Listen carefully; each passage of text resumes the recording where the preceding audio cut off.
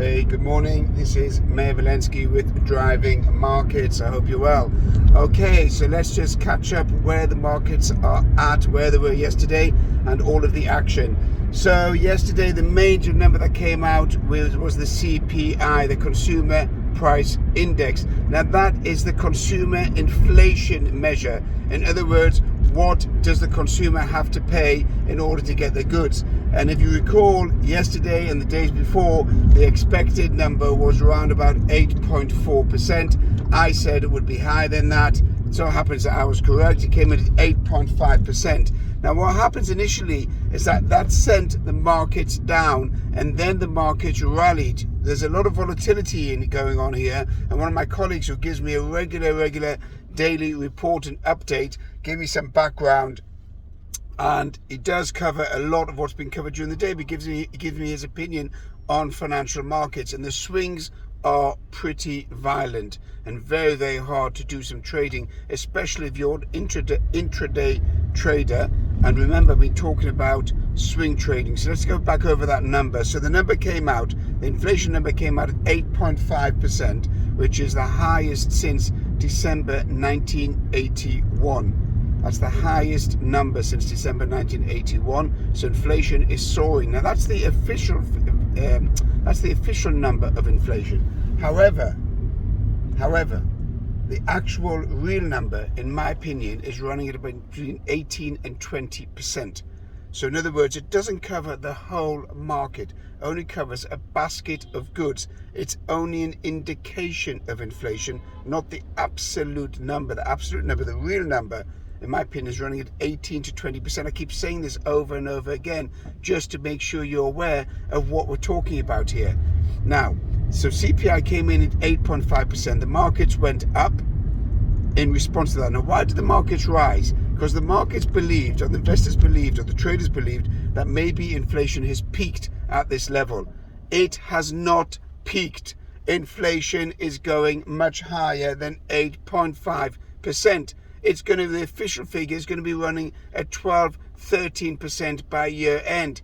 Again, the unofficial figure is going to be at the moment about 18-20%, probably 23-24%, in my opinion. So therefore, the central banks are fooling themselves because they're massively behind the curve. They don't know what to do. If they raise interest rates too fast, they're going to hack the economy. They're going to smash it to pieces. And therefore, they're nervous. However, interest rates need to rise. And what they're doing at the moment is far too little and far too slow, and that's only going to exasperate the whole financial markets. So that's the issue regarding interest rates. Let's look at some other things going on. Nasdaq, which is highly sensitive to interest rates, as my colleague correctly reported, was up nearly 2.5% yesterday intraday, and then closed down. It had a big swing and closed down 0.5%. That is a massive swing. It's a swing of 3%, 2.5% to 3%, if I've got the numbers correct. The Nasdaq is hypersensitive to interest rates, hypersensitive to any type of movement away from growth stocks or tech stocks.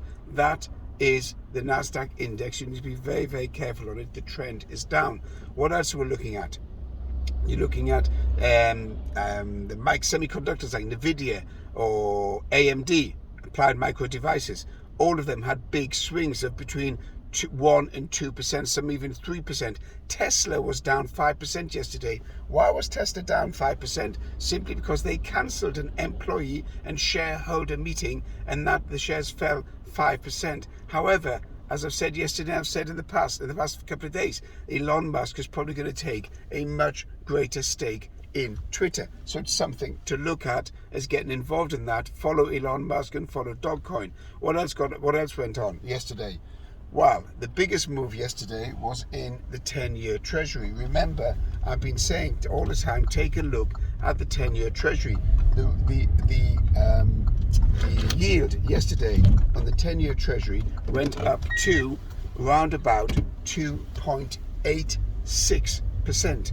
It's the highest it's been, or 2.88%, the highest it's been in more than 3 years. That is a big indication of where interest rates have just popped up, to give you a bit of calmness. Okay, so that's where interest rates are likely to go. The yield is going higher, interest rates are going high, and yields are going high in anticipation of higher interest rates. That's going to drive markets south. It's going to drive markets down. So just be aware of that. Keep an eye on that. What else have you got? FX has been the 9th consecutive day of the dollar index rising. The dollar is going to continue gaining more strength as the fear of rising interest rates feeds into the market. You're going to have dollar strength. So you're going to have, whether it's dollar pound or the dollar yen or dollar Aussie dollar, you're going to have dollar strength based on the fact of US interest rates going higher. What else have we got? The FX market. Excuse me. Aussie dollar. I've been saying that Aussie dollar looks like a buy because of the rising commodity prices, and therefore the Aussie dollar yen, Aussie dollar yen, Aussie dollar pound, Aussie dollar euro looks like a good quality investment to get involved in, good quality trade.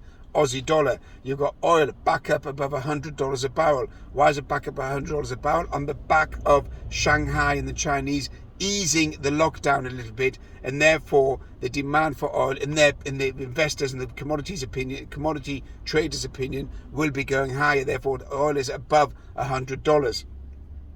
You also had looking at Tesla.